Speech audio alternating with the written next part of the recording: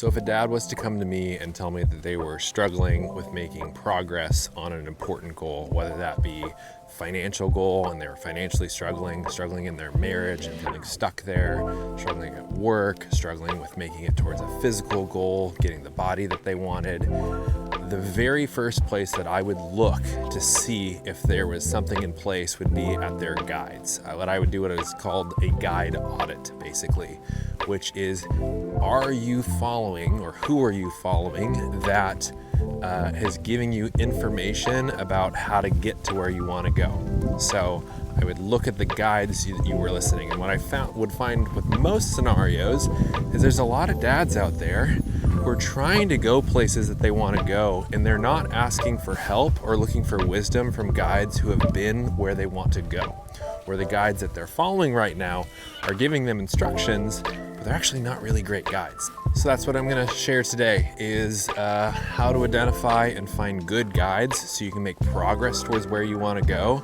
and share some of my personal stories on the guides that I've followed that have helped me in my journey of doubling my income in the past few years, of helping build a sustainable marriage, and ultimately helped me build a really strong family and healthy kids. So first, I want to clarify what I mean when I say guide. So I'm not meaning like a guide, like a piece of paper that you open, like a guidebook.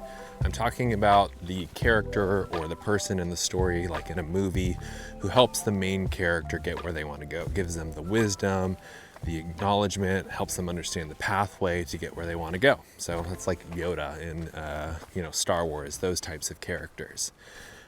That's what a guide is. And what's cool in today's world with the internet, we've got lots of options for guides. But what I find is a lot of dads, and myself included, aren't utilizing these guides. Early in my journey, I wasn't utilizing these guides because I had this idea that people, real men didn't need guides, basically. I didn't want to ask for help. Men don't like asking for directions, that kind of thing. Like, you don't want to need help, which is understandable, but I now find quite comedic. Like, what character, like every movie that you like out there and character you admire, whether it be Tom Cruise in the last kick-ass Top Gun movie, he needed a guide. Luke Skywalker needed a guide. Rocky needed a guide. Like all of these characters in these movies you love, they all use guides. So why do you think that you are more competent or capable or don't need guides? And so that's definitely where I found myself in 2018, where I finally had hit my teeth against the ground so many times and tried and failed on so many things that I finally was like, okay, I'm going to ask for help. I'm stuck. I need help. And that was when I started meeting with my first guide. And not to say that I hadn't worked with other guides or read books or that sort of thing, but it was the first time that I activated what I call an active guide. So an active guide is a person that you meet with in person and you can actually talk to. Like, it's a real person who works with you one-on-one or in a group, versus there's another type of guide that I call passive guides. So passive guides are, going to church and hearing a sermon. So that's you recruiting a passive guide. It's reading a book, following a social media account. There's a lot of different kind of passive guides, and they are helpful, don't get me wrong, but very often they lack the extra detail needed to really help you in the specifics of your journey. And so there's a lot of people with a little bit of pride who don't want to admit that they need help.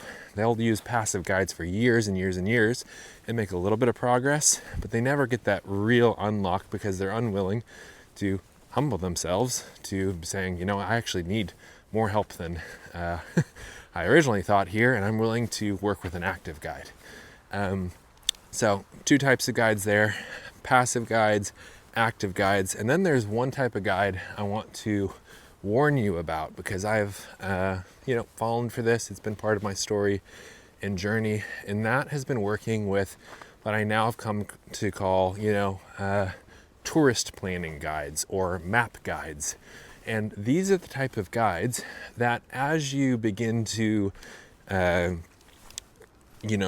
to know them or analyze their story, what you've come to find out is these guides have actually never been to where you want to go. They know the map, and they've studied a map for maybe where you want to go, when you look at their actual life, like what their actual story is, where they've actually been, they haven't actually been where you want to go. They haven't actually done the thing that you want to do. They haven't actually lived the life that you want to live.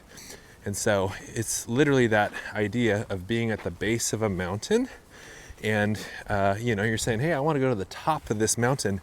And they say, oh yeah, I can help you do that. And they say, I know how to get there. You go up here and you turn right and this, I can totally help you. And you say, oh, what's it like up there? Like, is the view good? And then they look really nervous at this point because they've never actually been to the top of that mountain before. They've never actually walked the path before. What they've done is they've studied the map and they've learned about the map and they've talked to other people who've done the map. And these are the guides they talk a big talk, but they've never actually been where you want to go before. And so in my personal story, this was something I slowly started to realize through my 20s, because one of the guides that I was following was, a pastor at a church I was going to. And the teachings and the sermons and all of that were good, and he wasn't ill-intentioned at all. But slowly over time, I started to ask questions and look at, his life, the fruit of where his life was going. And I didn't see a marriage that I really wanted. I did not see kids with a certain mental health and physical health that I wanted for my own kids. I didn't see his physical health and his mental health being necessarily what I wanted. And so, again, no fault of his own or whatever, but I decided at that point that I was like, maybe I need to consider exploring other guides here, other sorts of people who might have better directions, let's say it, to get to where I want to go. And so that's at the point that I distance myself from making that my dominant guide point in life, and I started to explore other options. So then, not necessarily procedural order, but a few years later, and then I encountered a passive guide that changed my life, and his name was Donald Glover, and he had written a book called No More Mr. Nice Guy that I'm sure some of you have heard about. And I read this book, and it was crazy. It was life-changing. It was all of these paradigms. It was very, very, very helpful. But like a lot of people read books and then nothing really changes in their life. And so for me, I was reading that book and I said, you know what? This is really helpful. I know how to do more with this. And so what I actually did is I took that book and I started meeting with a guy named Kevin. And I said, hey, will you read this book with me and help me process through it and do this? Because I think you've done some of these things in this book. And Kevin, again, was not a therapist. And therapists are somewhere on the spectrum between guides who have been where you want to go and then guides who just know the map of where you could go. But I talked to Kevin and I recruited an active guide.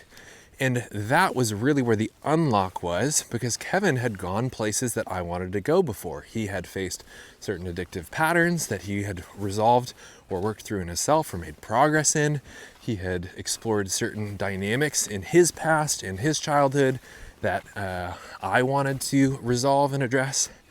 And so it ultimately, I feel like, created more change in me in the span of a year than I had made in a decade of following other guides who were either passive or had not necessarily gone where I wanted to go or been where I wanted to be. But I really wanted to encourage you with this because I feel like a lot of you are feeling stuck. And it's the first week of February this week. A lot of you set New Year's resolutions, goals, intentions for this year, and those have already fizzled now. And I feel like some of you are feeling a little discouraged. And so I wanted to encourage you with this of hey, don't lose hope here. Just because you haven't gone to where you want to go or haven't made progress towards a goal that you want doesn't mean that you can't get there. My number one encouragement to you today would be consider what guides you could activate to actually make progress towards that goal. So it can be a passive guide, it could be an active guide. That could look like asking a friend, hey, I want to have this goal, I want to do this thing, or a friend who has done what you want to do and say, hey, how did you get there? What books did you read? Who did you work with? And start doing that. because there are people who have done what you want to do.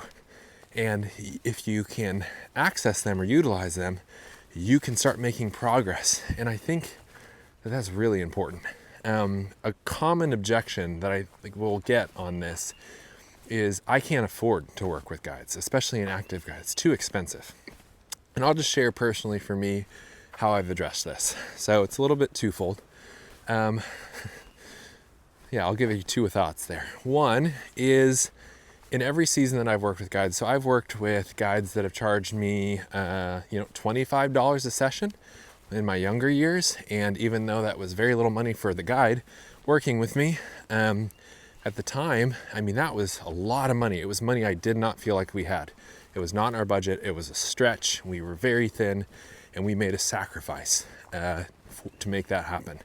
And so if you're expecting to work with a guide to not feel like a sacrifice, then good luck. It's going to be a sacrifice. That's how it works. Very rarely are guides, just readily available. And the sacrifice, I think, is part of the journey. It's what motivates you to really tune into their advice and give it a shot. It's because you sacrifice to get that advice in that direction. And so it incentivizes you to make good on your investment, or at least try out what they're proposing. Because a lot of times what they're sharing with you seems unconventional or like a bad idea. And then the second thought on that is, can you really afford not to? What I see a lot of times is guys will complain about how they can't afford to do those sorts of things, and then they end up paying for it in a different way. They end up paying for it in marriage counseling 2 years later, and they end up spending the money anyway. Or they end up not addressing, I had one friend with a certain pattern, and he ended up, it wasn't entirely the case, but ended up, crashing a car. And it was like, well, that was expensive too, so it's kind of like, where do you want to pay the expense? So that's would be my encouragement and how you've adjusted there. And then there's been other times I've paid guides $2,000 a month to meet and help me through things, specifically more in the business space. So dads, the big idea of the week here is, if you are struggling to make progress towards the goals that you want to move towards, if you are struggling to build the life that you want, then reconsider the guides that you're following. So do not follow me if you want six-pack abs. I don't have those.